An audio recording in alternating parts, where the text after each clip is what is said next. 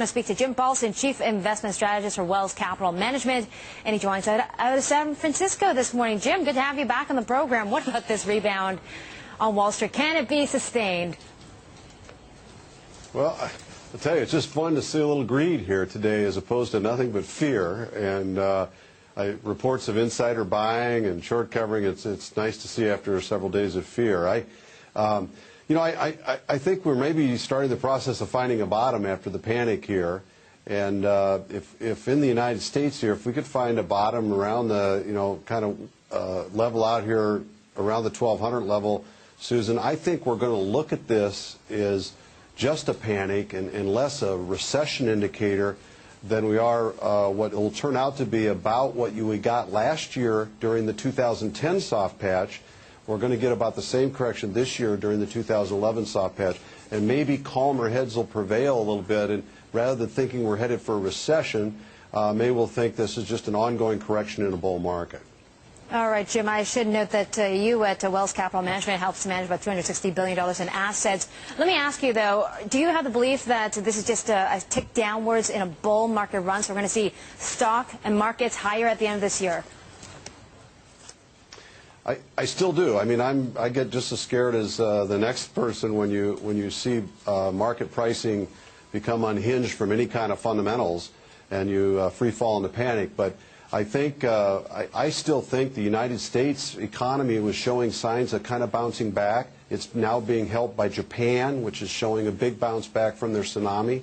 We saw our first rise in auto sales here just a couple weeks ago as a result of that. And I think over the course of, as we get into September, October, we're going to find out that the economy is still growing here, and these intense recession fears are likely to fade. And I think people will start focusing on these values that are here. With almost a 2% 10-year Treasury, and you can buy the S&P for less than 12 times year-end earnings. That just seems like a heck of a deal if you're not in the midst of a panic. Well, most of the gains really came after, of course, the Federal Reserve statement saying they're going to keep interest rates exceptionally low until at least mid-2013. Are you surprised that that's all you got? I mean, some are thinking that we might get QE3 already. Well, I agree with that, and I think that kind of goes along with the panic, Susan. Personally, I liked what the Fed did.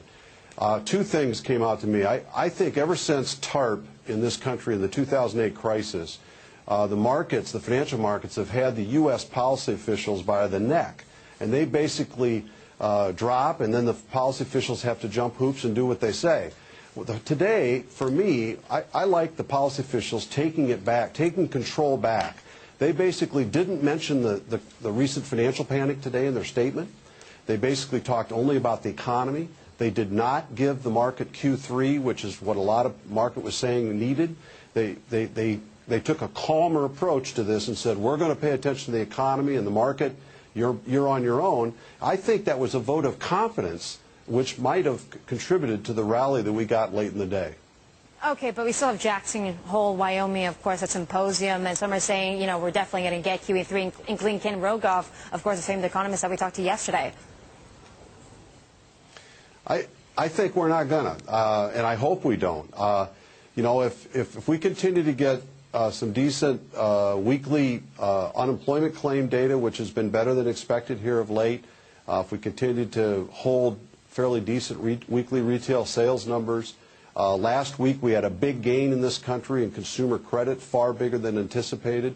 I think the Fed will be able to hold off from doing a Q3. And at the very least, at least they postponed that decision till later, as you say. I think if they would have done that today, it would have looked like the Fed was panicked, and it might have made this panic rout in the market worse. That's a good point, Jim. Let me ask you, with these dips in the markets, did you or Wells Fargo go in and pick up any bargains? Well, I think it's really hard when they're moving like they've been moving the last several days to do a lot. I do think, Susan, what you're going to see now, us included, if the market starts bouncing up and down, isn't just a one-way direction, you're trying to catch a falling knife. If it's going to start going, showing signs of bottoming, then you're going to see firms like our own, as well as others, start to take a more careful look at where the values are and starting to make commitments, I think. and taking advantage of these new low prices. So I do think if it shows some stability, then you're going to see more buyers enter the market. All right, Jim, thanks again for your time. Enjoy San Francisco. Jim Paulsen, Chief Investment Strategist at Wells Capital Management.